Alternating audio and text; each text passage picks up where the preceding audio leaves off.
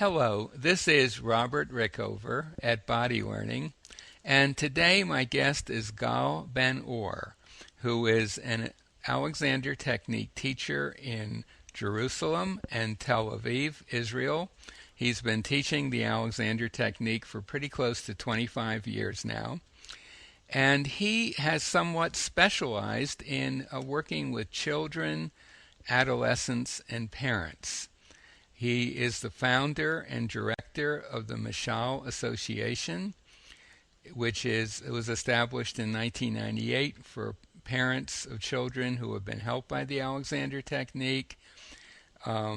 He has taught in Jerusalem Municipal Kindergarten. He has also taught at the Alexander Technique at the Keshem School. And he also works with, he's also a writing instructor, and he has recently written a book about his work working with children with the Alexander Technique, and he's looking for a publisher. So if anyone wants to contact him about that, I'm sure he'd be happy to talk to you. Gal, welcome to the show today. Hello, Robert.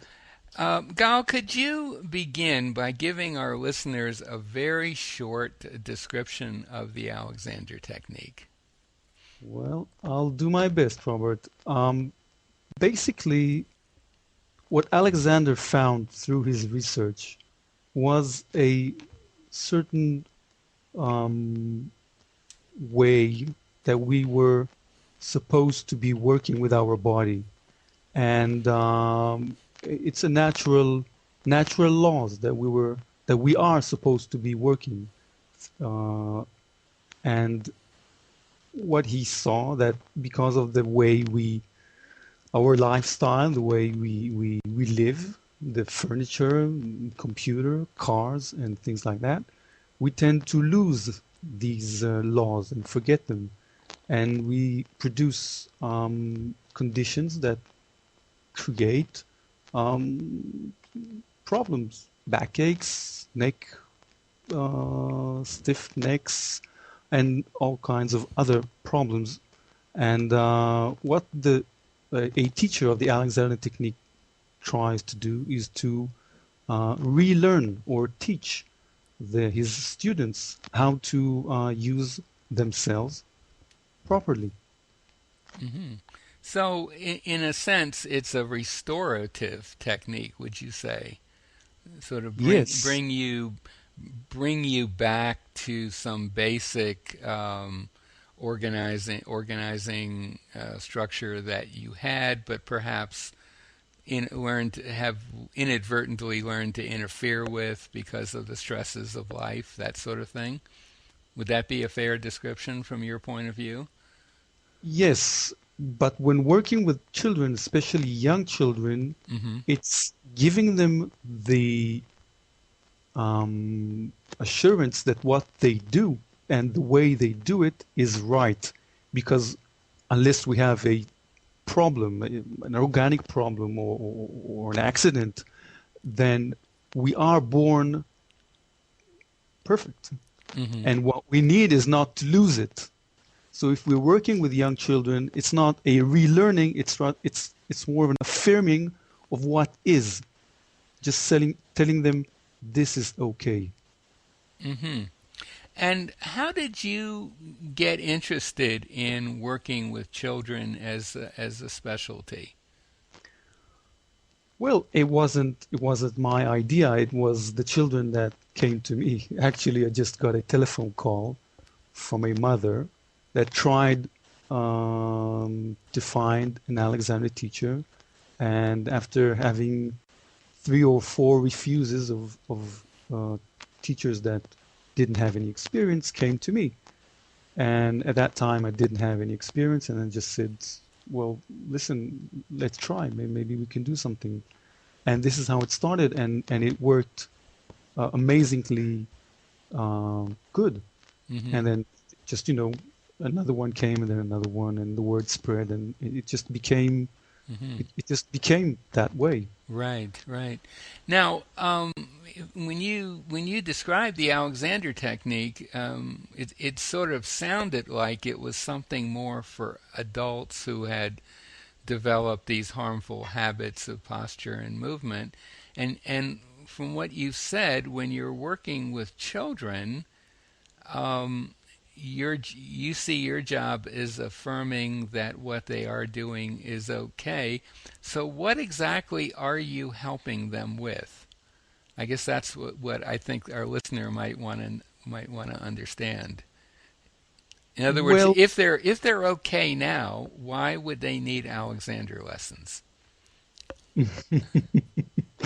because their adult surroundings and especially their parents Uh huh. unfortunately show a bad example, and we and the children tend to copy and imitate what we see around us, Mhm. Mhm. and so um, a young child needs to be supported in his natural way of using himself, of using his body. And that's one aspect.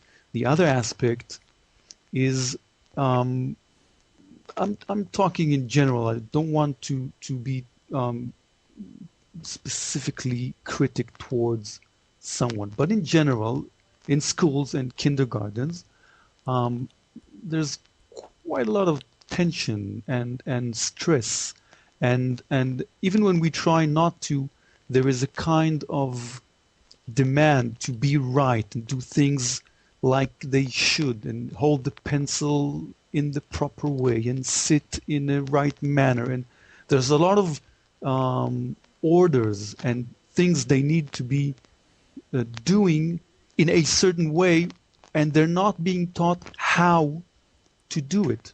Mhm. Mhm. They're just being told, do that.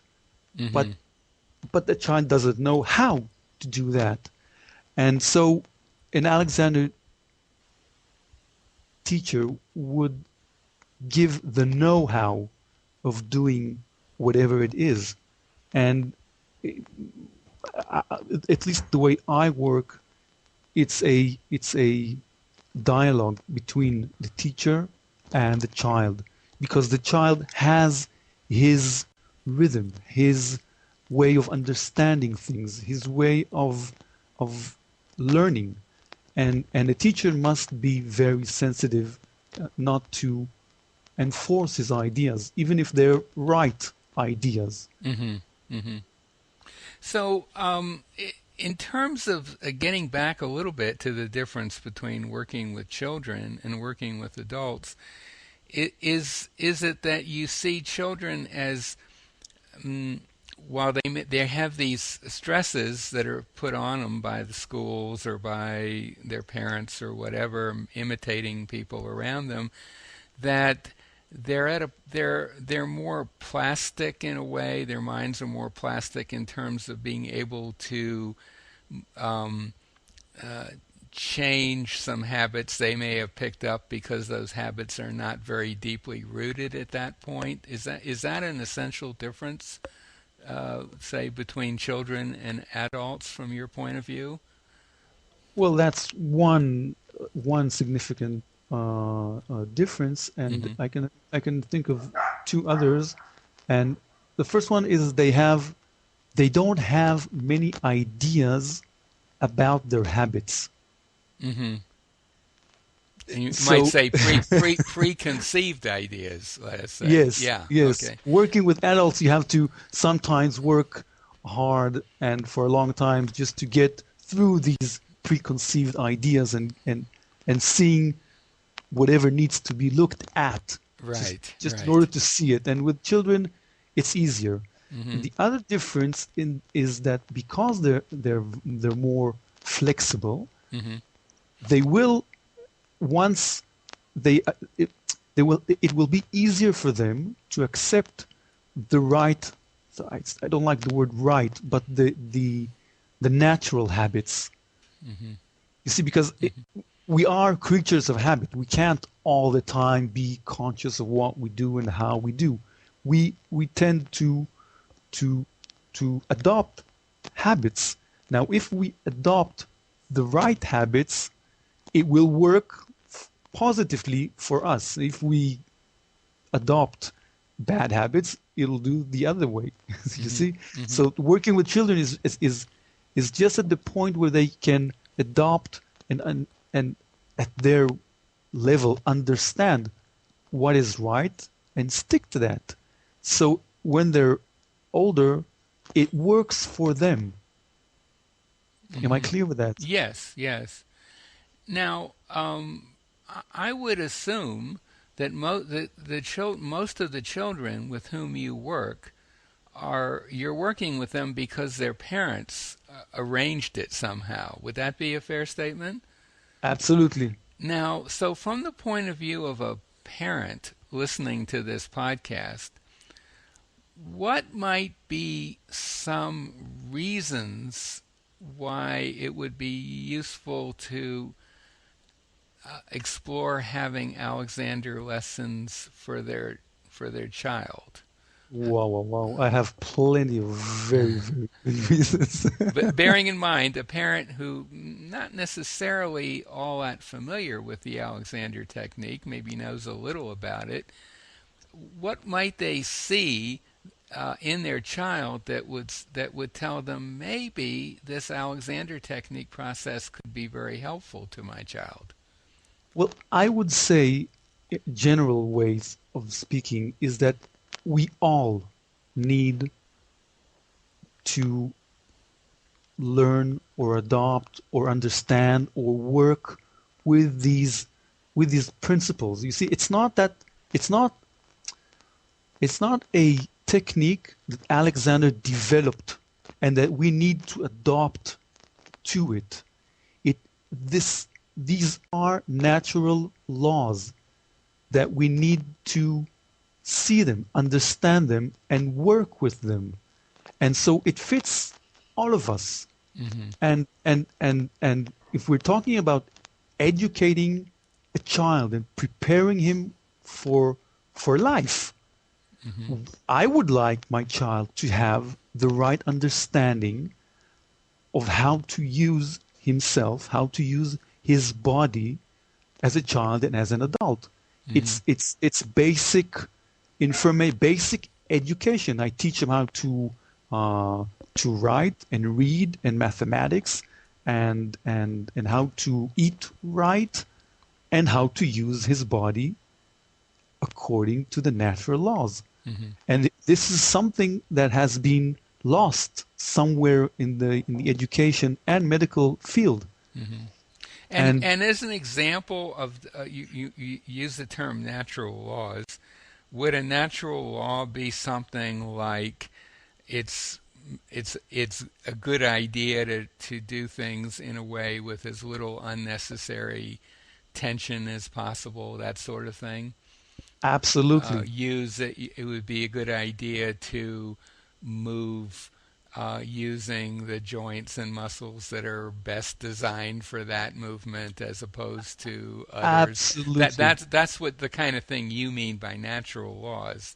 Absolutely. So if I'm a parent and I have a small child, and as far as I can see, my small child doesn't seem to have any particular problems with playing and walking and studying and so on. What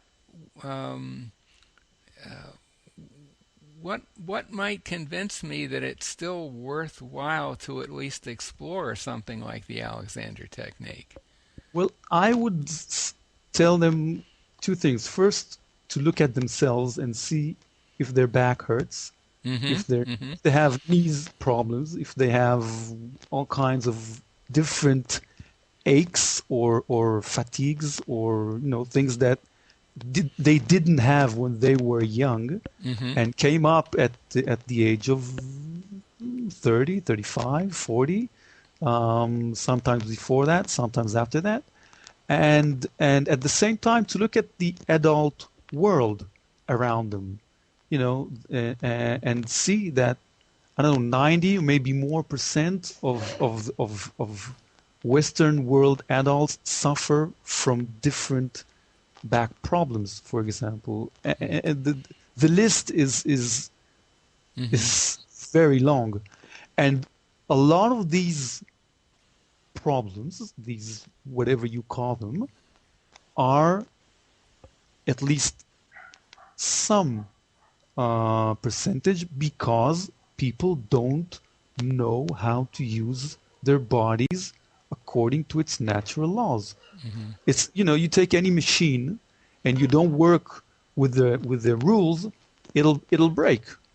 So, And so so if you're a parent and say you have a 8 or 9 year old child and you as a parent have backache or stiff shoulders or stiff neck, that sort of thing, or your husband or wife does, or the people around your child does, then it might be worth thinking about whether your child is inadvertently picking up some of these habits that you have and that the other adults around you have, that while they may not show up very clearly in the child at this point, are likely down the road to be a problem for them.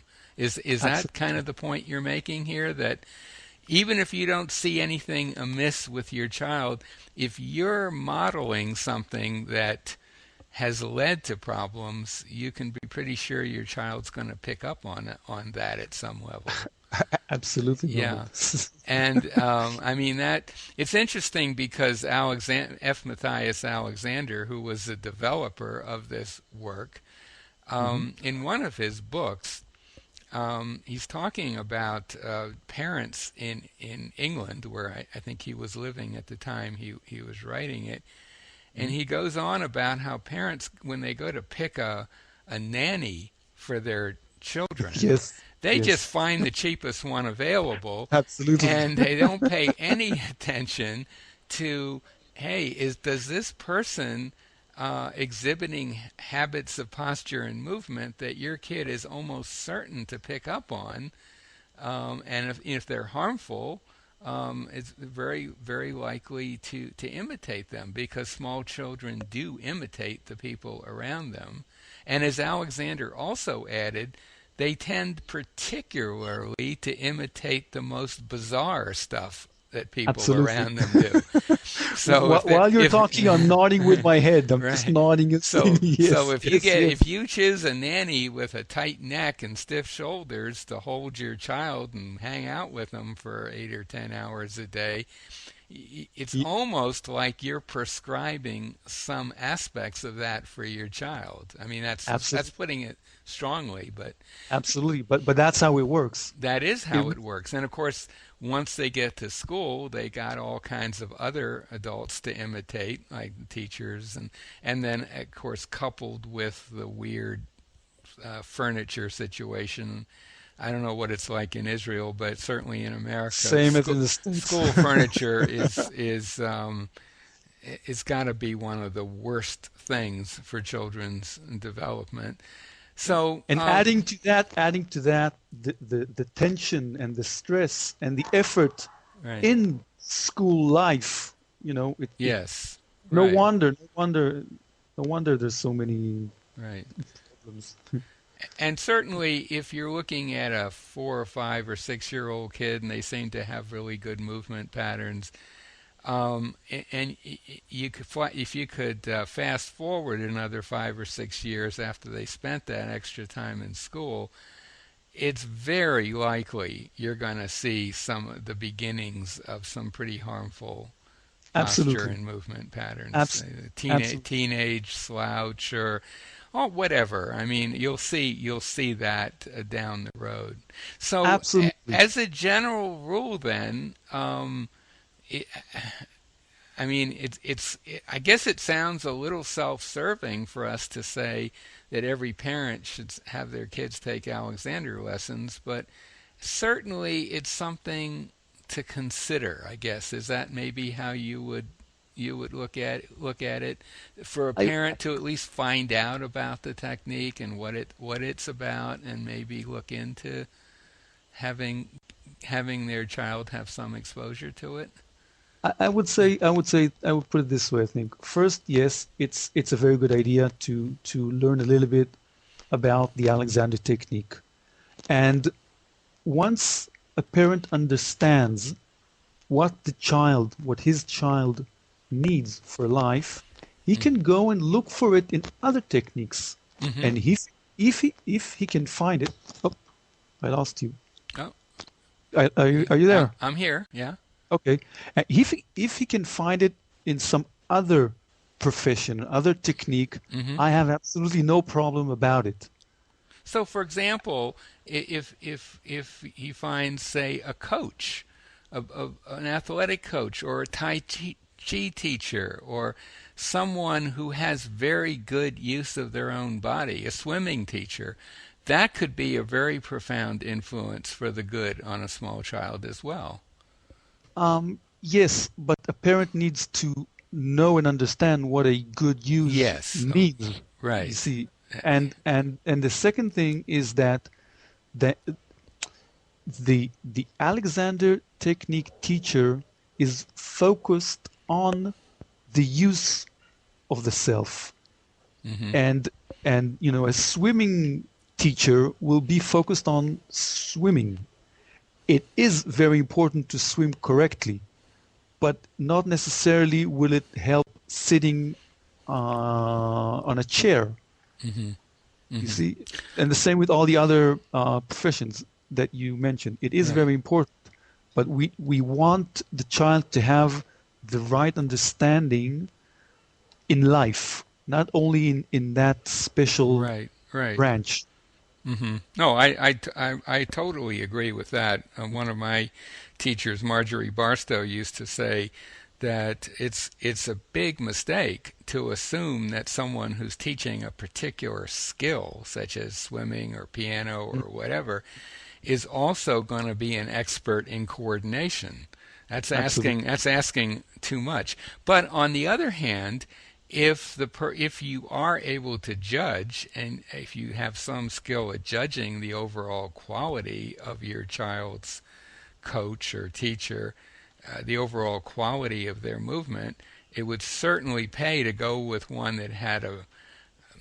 that was not tightening their neck all the time, Absolutely. for example. Absolutely. Because Absolutely. yeah, so well, I think Gal, this might be a good time to bring this podcast to a close. Did you have anything that you wanted to add before we come to an end? Well, I think one important thing I would like to say to the parents is that they should I advise them to take responsibility and not give the system outside uh, too much Mm-hmm. uh, Mm-hmm. force on their children and learn the subjects, whether it's swimming or using the body properly. Learn the subject, be involved, ask questions, Mm-hmm. and once you understand better, then you can make the right decisions. I would agree totally with that. You want to you definitely want to be involved, and I would think in many cases, if you're thinking about have your child having Alexander lessons, it might be a good idea for you as a parent to have a few first, so you Perfect. have some idea what it is you're asking your child to do. Perfect. Yeah. Um, okay. Well, I think on that note, it would be a good time to bring the podcast to an end. My guest today has been Gal Ben Or, who has been an Alexander teacher for about 25 years. He works in Jerusalem and Tel Aviv, Israel, and he has specialized in working with children, adolescents, and their parents. He has also written a book on this topic, which he's looking for a publisher for. So contact him. We'll put contact information for him by the interview. If you're in Jerusalem or Tel Aviv and what we're talking about has appeal to you, you can contact him. And if you live anywhere else in the world, we will put a link to a site that will enable you to find a teacher basically anywhere in the world. Gal, thank you so much for being on the show today. Thank you, Robert. It's been a pleasure talking to you.